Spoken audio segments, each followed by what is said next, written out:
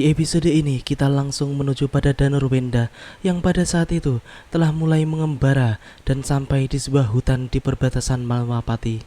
Namun, ia tidak menyadari bahwa dirinya sedang diawasi oleh ketiga putri Prabu Baka yang memang selalu mengincarnya dengan tujuan untuk menjadikannya sebagai alat guna membunuh Prabu Angling Dharma. Mereka bertiga pun kemudian menghubungi Segawon Lanang untuk mencegah Danur Wenda dengan melakukan penyamaran supaya ia bebas melakukan apapun di hadapan Danur Wenda. Segawon Tonggos pun kemudian malih rupa menjadi petani biasa dan berpura-pura meminta tolong pada Danur Wenda. Ketika jarak mereka tinggal beberapa jengkal saja, Segawon Tonggos pun dengan liciknya langsung mencekik Danur Wenda yang sedang dalam keadaan lemah dari kewaspadaan itu.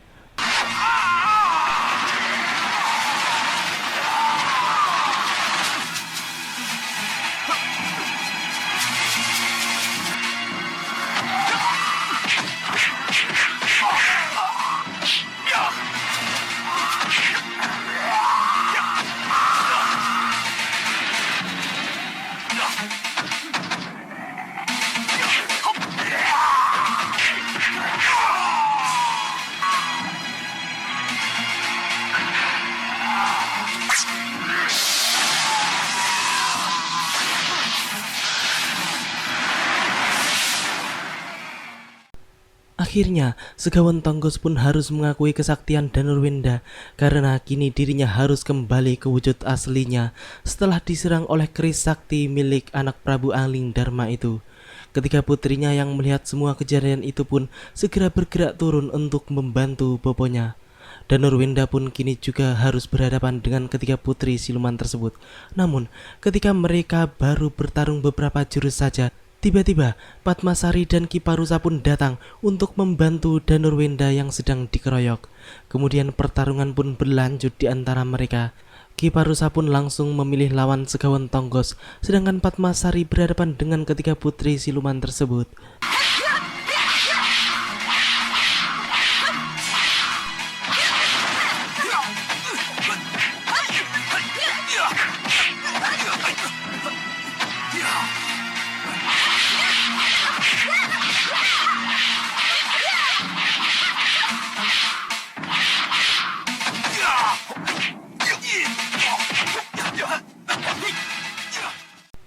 Setelah itu, tiba-tiba ketiga putri siluman tersebut pun akan berbuat curang, di mana mereka tampak menyatukan sihirnya yang akan digunakan untuk menyihir Danur Wenda.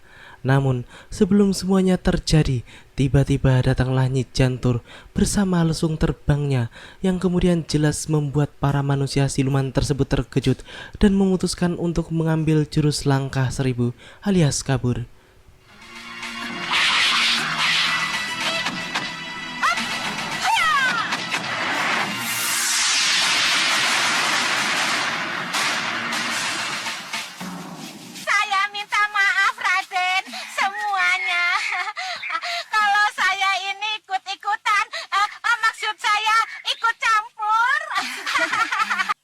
Itu mau menyihir Raden.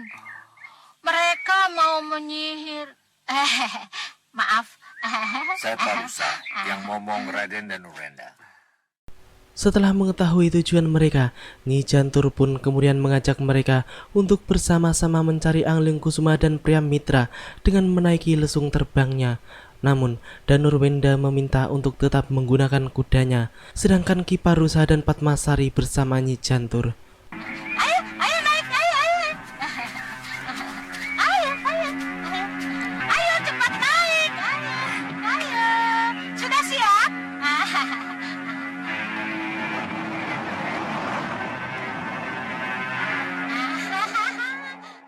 Sejenak kita tinggalkan dulu Nyi Jantur dan yang lainnya. Kini kita menuju Sengkang Baplang yang pada saat itu sedang berada di markasnya setelah kalah melawan mata Dewan Daru Ki Hanubawa. Mereka pun tampak sedang menyembah Grinda Seba. Ia pun kemudian bertanya kepada Grinda Seba mengapa dirinya kalah dan dengan mudah dipermalukan oleh Ki Hanubawa. Grindasiba pun menjelaskan bahwa ilmu yang dimilikinya saat ini belum cukup apabila harus menahan semburan inti Dewan Daru tersebut, karena bumi, matahari dan bintang sendiri bisa hancur apabila diterjang oleh inti sinar Dewan Daru itu. Suatu yang sangat berlebihan, padahal Dewan Daru hanya berasal dari serpihan bintang jatuh. Dasar Grindasiba lebay. Bumi, matahari, dan bintang sendiri bisa hancur kalau diterjang inti Dewan Daru. Mungkinkah Kitiran Sewu dan Guntur Saketi menahannya? Jadi, apa yang harus saya lakukan, Yang Mulia? Apa yang akan Yang Mulia berikan kepada saya agar saya mampu menghadapi si mantan Dewan Daru? Itu pertanyaan yang aku tunggu, Sunggang Mablang.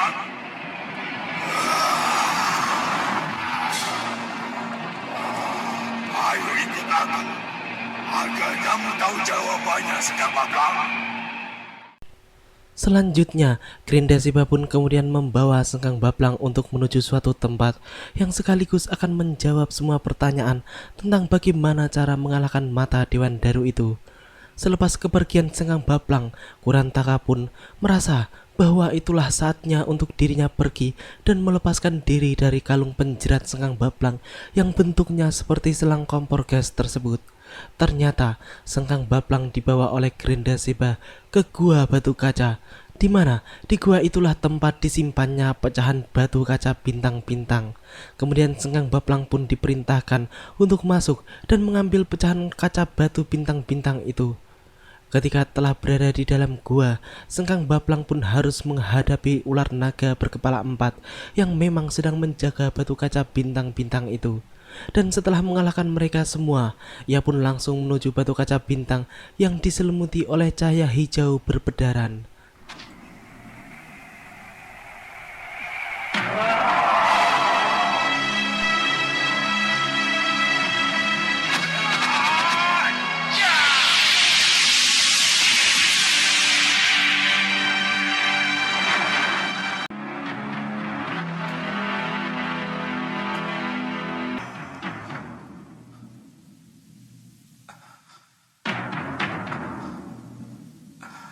Grindasiba yang telah menunggu di luar pun kemudian mengajak Sengkang Bablang ke suatu tempat, sekaligus dirinya akan menunjukkan bagaimana caranya supaya batu bintang itu menyatu di dalam tubuh Sengkang Bablang.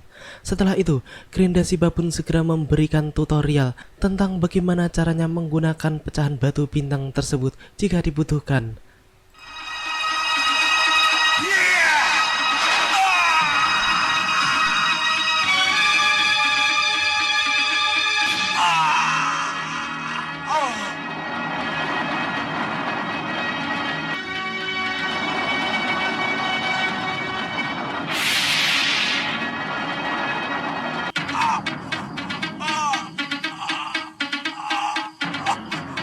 Selesai sudah.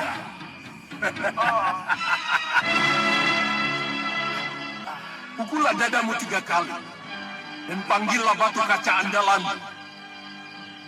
Maka dadamu akan terbelah. Dan dari dada terbelah itu, maka akan muncul kekuatan barumu. Kekuatan batu kaca bintang. Di sebuah hutan yang cukup lebat, tampak Sudawirat, Lokahita serta Angling Kusuma dan pria Mitra yang sepertinya masih mencari tahu keberadaan Jagat Satria, yang hingga kini mereka belum menemukan jejaknya sama sekali. Lokahita pun tampak putus asa karena ia merasa bahwa Jagat Satria tidak mau mengakui mereka sebagai orang tuanya. Ketika mereka masih dalam pembicaraan serius, tiba-tiba datanglah Sudamani yang pada saat itu langsung mengikat dan menggantung Angling Kusuma pada sebuah pohon sehingga tidak bisa menapak tanah. Ya, sesuai sumpahnya bahwa Sudamani akan membalas dendam atas kekalahannya tempo hari. Pangeran, ayo kita bertarung secara jantan. Pria Mitra. Angling Kusuma juga menyerangku dengan tidak jantan. Ia membokongku dan menarikku ambles ke dalam tanah. Tali tersebut ternyata bukanlah tali sembarangan karena ada sebuah kekuatan di dalamnya sehingga tidak mudah bagi Angling Kusuma untuk melepaskan diri. Pria mitra yang memang berada di dekat Angling Kusuma pun diancam Sudamani jika berani menyerangnya. Si pendekar tua jelek tersebut pun kemudian menyerang pria mitra dengan ajian brojol katok sewu alias ajian brojo watu sewu yang kini sangat diandalkannya. Bahkan juga telah membunuh Uyut Sawika beberapa waktu yang lalu.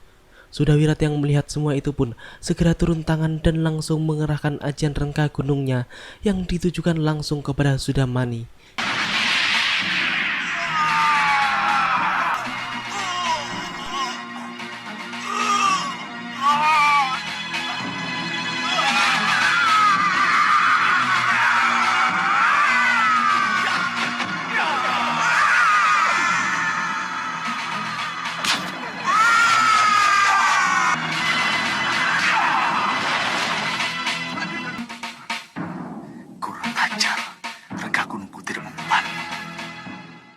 Ya, ternyata ajian rengka gunung yang luar biasa itu kini tidak mempan bagi Sudamani karena di dalam tubuhnya terdapat 5 senopati agul andalannya yang tidak bisa mati. Sudawirat pun akhirnya harus menghadapi para senopati busuk tersebut dan ia pun mau tak mau harus menggunakan ajian rengka gunungnya kembali. Sedangkan si licik Sudamani pun telah kabur dari tempat itu.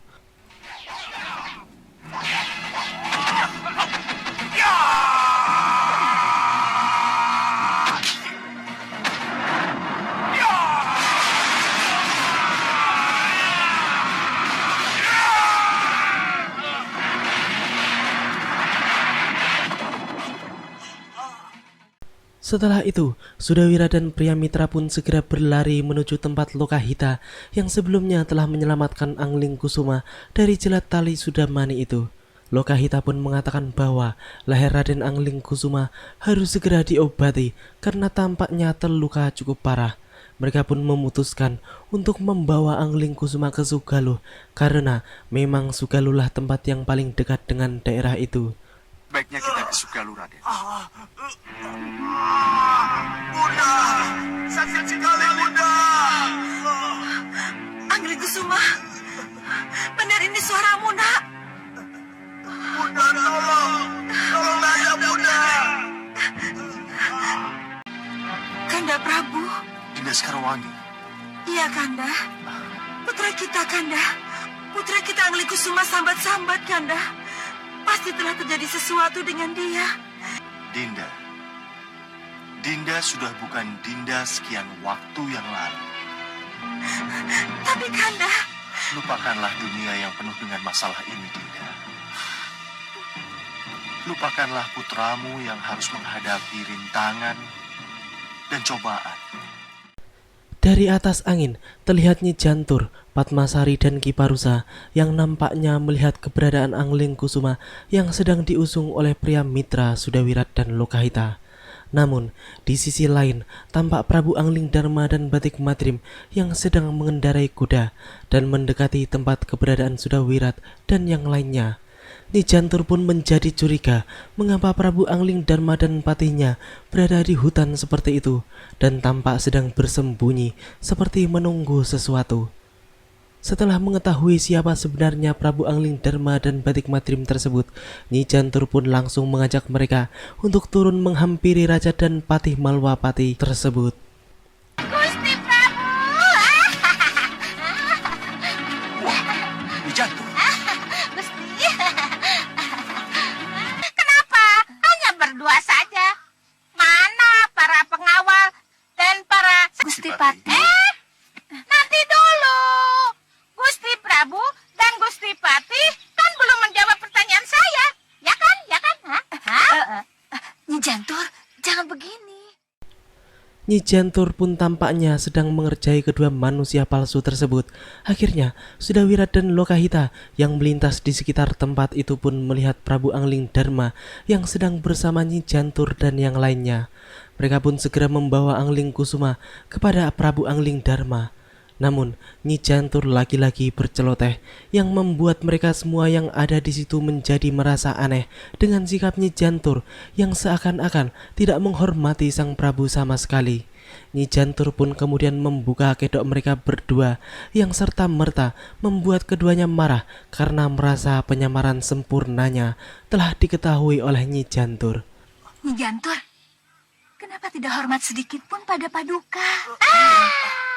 Buat apa saya hormat?